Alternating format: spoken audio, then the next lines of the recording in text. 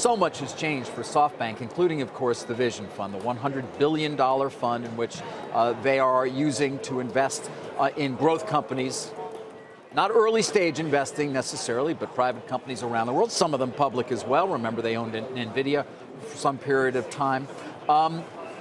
We talked a great deal about the future and his view of it, which led to a discussion about artificial intelligence, which led to the overriding theme of all of his investing in the Vision Fund. Take a listen. All of the 70 companies that we have invested in the last year and a half with the Vision Fund, they're all AI-centric, okay? They're all using the power of AI for the evolution. And they're fantastic companies. Uber is having, IPO maybe soon. And pretty, I think, right? The summer, most likely, it sounds like. Or? I wouldn't say when, but very soon, seems to be. And the Garden Health already had an IPO a few months ago. Many companies going to have IPO in the next 2-3 years. But what links the companies across the Vision Fund is AI. That they that's all the only are one thing. Either developing and or going to benefit from, or are pushing that's the only frontier. one thing. That's the only one thing I'm focused now.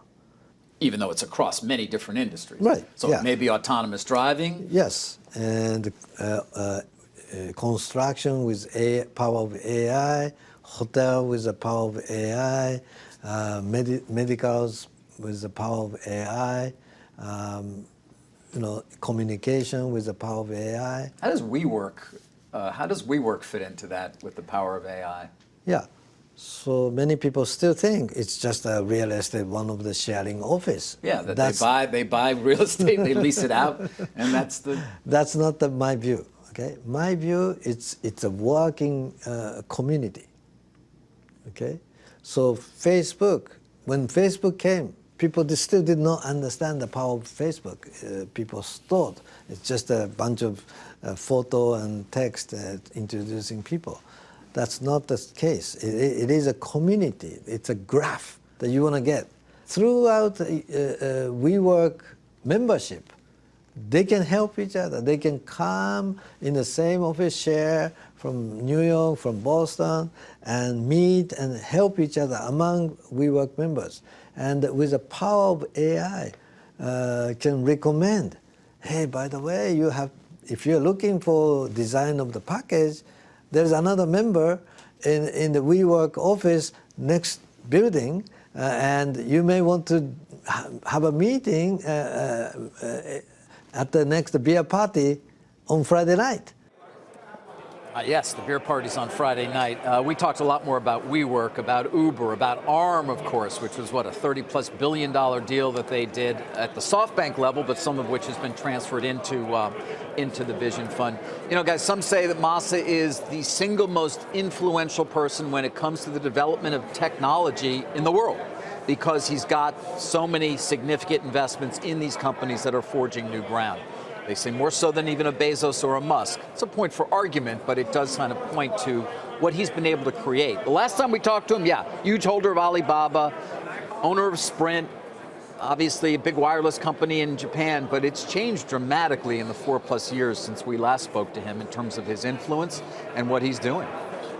You know what, David, when I listen to him, the first thing I think of is this man is not oriented toward EPS. No. And when there are visionaries out in the West who are so constrained by EPS, they can't do what they want to do. And I saw last night Airbnb bought Hotel Tonight, which is a fabulous company. That'll hurt their quarter. But it's visionary, but they're private. He's running basically a private fund, and he can make mistakes. No one's allowed to make a mistake. Okta bought a company last night, and you guys might not know Okta, but yeah, it's one of the fastest growing companies, but they bought a company. It was the right thing to do. The stock goes down. Means people say some of the guidance is wrong. No, it's like you can't, in the public format, it's so dangerous to do anything. He's got he has leeway like no rich person. Has a lot of leeway. Obviously, where you mark these things is important. He does have to generate that 7% return at least to pay the 40 billion, the preferred on the 40 billion in preferred equity. So he has some pressure on him. But you're right, he is absolutely not thinking about quarter to quarter. And we get into a lot more, of course, about his longer term thinking and why he is willing to take the risks he does.